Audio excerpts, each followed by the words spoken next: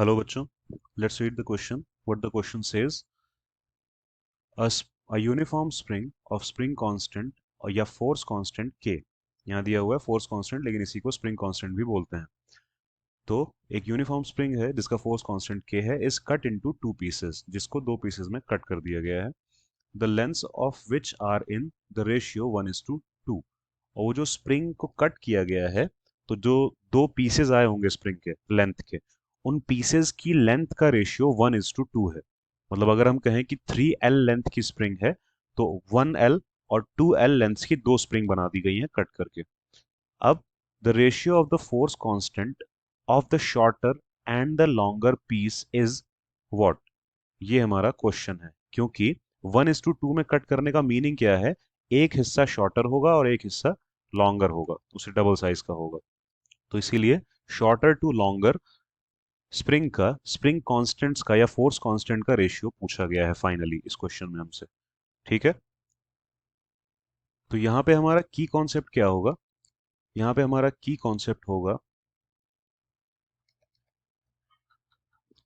वो कोई theoretical concept जैसा नहीं है. एक तरह से स्प्रिंग कांस्टेंट किस तरह से डिपेंड करता है, स्प्रिंग कांस्टेंट किस तरह से डिपेंड करता है लेंथ ऑफ द स्प्रिंग के, स्प्रिंग के ऊपर, यही हमारा यहाँ पे की कॉन्सेप्ट है.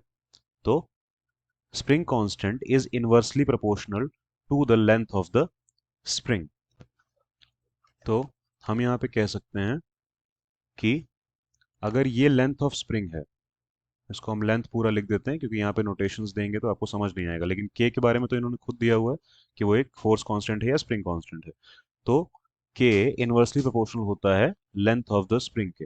इसी चीज को एज अ की कॉन्सेप्ट हम यहाँ यूज करके इस क्वेश्चन को हम इजीली सॉल्व कर सकते हैं. तो क्योंकि अब हम यहाँ पे एक छोटा सा डायग्राम बना के देखें तो आपको समझ में आएगा. एक स्प्रिंग कुछ इस तरह की थी. हम सपोज कर लेते हैं स्प्रिंग की लेंथ क्या है, 3L. अगर इसको टू पीसेस में कट कर दिया गया तो कुछ ऐसा होगा, एक पीस ऐसा और एक पीस कुछ ऐसा.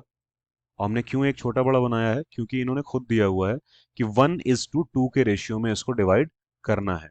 अब 3L को 1:2 में डिवाइड करना है, मतलब कि 1/3 इसका एक हिस्सा है और 2/3 इसका 3L का दूसरा हिस्सा है. अब 2/3 का मतलब 2L और 1/3 का मतलब L. तो ये वाली स्प्रिंग की लेंथ हो जाएगी L शॉर्टर वाले की, और लॉन्गर वाले की हो जाएगी 2L. आप यहां से सिंपली ऐसे भी देख सकते हैं कि ये L/2L करके क्या आएगा, 1:2. ठीक है, तो हमने इसको 1:2 के रेशियो में डिवाइड कर दिया इन स्प्रिंग्स को.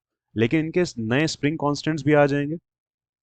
ठीक है, तो नए स्प्रिंग कांस्टेंट्स क्या होंगे? जैसे कि अगर हम इसका लेट कर लेते हैं कि समथिंग K1 है और इसका K2 है, या फिर इसका शॉर्टर वाले का हम KS अज्यूम कर लेते हैं और लॉन्गर वाले का KL अज्यूम कर लेते हैं, लॉन्गर पीस का.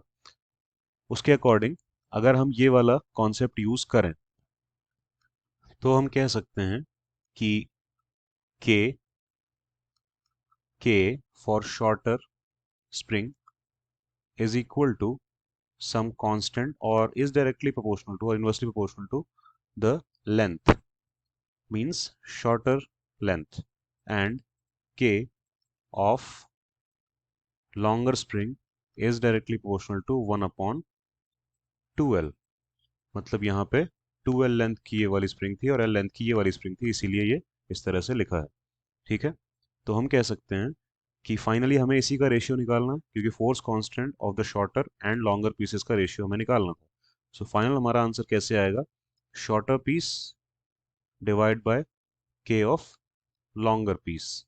यही चीज हमें करनी पड़ेगी. तो कांस्टेंट्स तो दोनों में कट जाएंगे क्योंकि दोनों प्रोपोर्शनैलिटी में है. अगर हम डिवाइड करते हैं तो दोनों कांस्टेंट जो भी आएंगे वो कट जाएंगे. तो आएगा क्या finally? 1/L is equal to 1/2L. ये हो जाएगा 2L/L. L कैंसिल होके 2/1 बचेगा, जिसको हम डायरेक्टली बोल सकते हैं कि के एस इज टू के एल इज इक्वल टू 2:1. तो यहाँ से अगर हम देखें तो ये हमारा फाइनल आंसर आ गया है. और ये कौन से ऑप्शन से मैच करता है?